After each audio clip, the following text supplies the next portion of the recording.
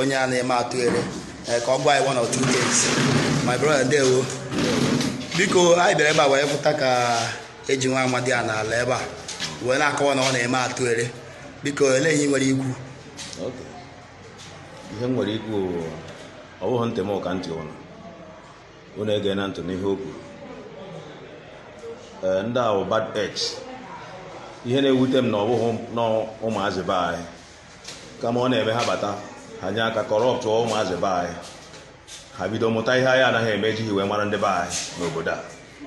Onye a bụ onye akwụrụ ka ọ bụ bụrụ onye ọkwụ akwụrụ and o nwekwere n'ebe obi na ụmụ eze be anyị and ebe ahụ obi ọtụtụ ihe na-eme ebe ahụ nke anyị notisi wee tinye anya na mmiri na-amonitọ ihe na-eme ebe ahụ anyị mee chọpụta na ebe ahụ ozi Karakuta Republic and oke na ọrụ anyị bụ a fight for corruption na be nna anyị bụ ụmụ eze because ejighị ụdị ha wee mara anyị. At a time dịka ama si agba anyị n'ọrụ sinsi abalị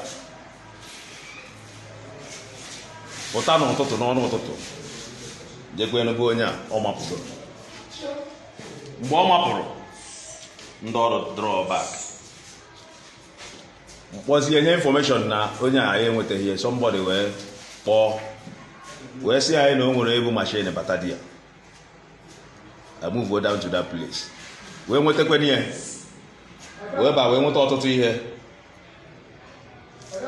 na biye anyị bukọtakwa n'ihe ndị ahụ wee jụọ ya maka ndị ya na ya bi ebe ahụ because onye na-elekọta ebe ahụ anya onye nwe ụlọ ahụ nwụrụ anwụ ụmụ ya da anatakwana n'ụlọ wee were onye a wee tii nye 2 rooms obi ebe ahụ ọ kpọta nwa agbọghọ renti ebe ahụ jee na main building kụka main building werekwe mmadụ tii n'ime.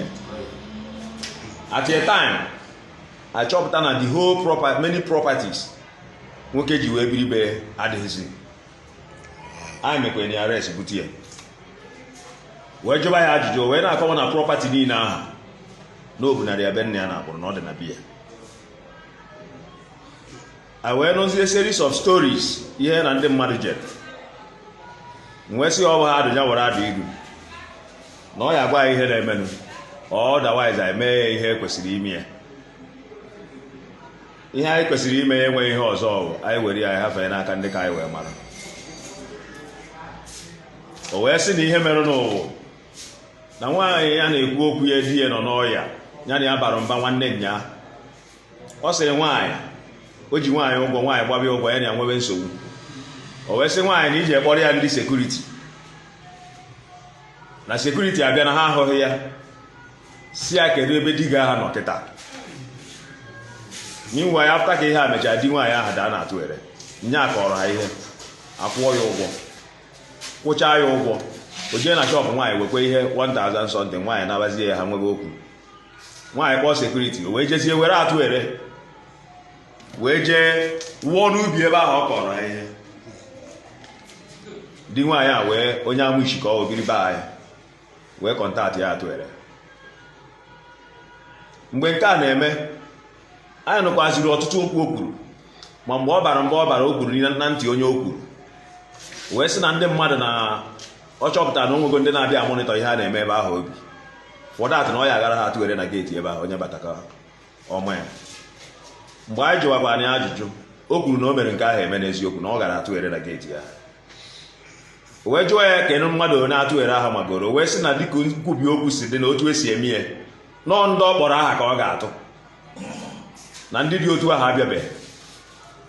E wee sị ya kedu ihe a ga-emekwa na Atuere nke ọ gara nwaanyị a di ya nọrụgo n'ọnọdụ ahụ and nke ọ gara ebe a kedu ihe a ga-eme nke ahụ. Wee sị na otu anya nwapụpụtegoro ya n'ọrụ na mana na ya ga-ejekwa ebe ahụ ọ gara ihe ahụ mee ihe ọ ga-eme di ya. Anyị wee sị ya nwaanyị anụnwa nọkwara n'ọnọdụ a kedu ihe nwere ike ime ya. O wee gụọ ihe one a ga-eweta. Ọ kpọrọ akwa ojukwu dị n'ime ya nke a ga-egbugọrọ ya eru ha na mere nwaanyị nọ na nsọ na ose ọjị ịsa o kwukwere na otu a ga-esi wee mee nwaanyị nwoke ahụ nwere ogwe instantly na-eme mmadụ Atuere n'otu ha ka esi eme ya. anyị wee sị ya na ị nwekwara ike imegasị ihe ahụ, wee sị na ọ ga-eme with your pressure. So ekpọkwana na m ndị be ha ka anyị wee gbaa mbọ otu anyị si eje ebukọta property landlord ọ dọbara biya. Ọ na-enye ka anyị nọ n'ọtụtụ ihe ha na-eme. Anya a na-akpọbata group of boys ndị na-agba mkpụrụ mmiri, ada matara na ihe eme na ụmụazị be anyị ihe nke bụ na onye kpọọ m ọchị ndị ara ikpe amaghị ya. Mgbe ọbụla ana m atụ ndị ara ịga, onye o mere agbaba ọsọ o were mma chọgarịba akpọọ m enwudi etụọ ya ịga. Ọ bụrụ ihe mkpụrụ mmiri ya na-eme. So ihe ndị ahụ ihe anyị na-fight be anyị chọrọ ya. So ya bụ ihe anyị na onye a jere. Anyị ezo na ya ekele n'ụlọ biko ọha na-ezi na-ege ntị ụlọ ka ma ebe anyị nọ bụ na Nwagwazi Health Center, ebe ndị sekuriti ụmụ eze nyopụtara onye nke na-eme ndị mmadụ Atuere. Anyị jụrụ otu o si enweta Atuere a. O kwuru na ọ na nke woman a na-akpọ Uju Ndidi, kedu afọ ya?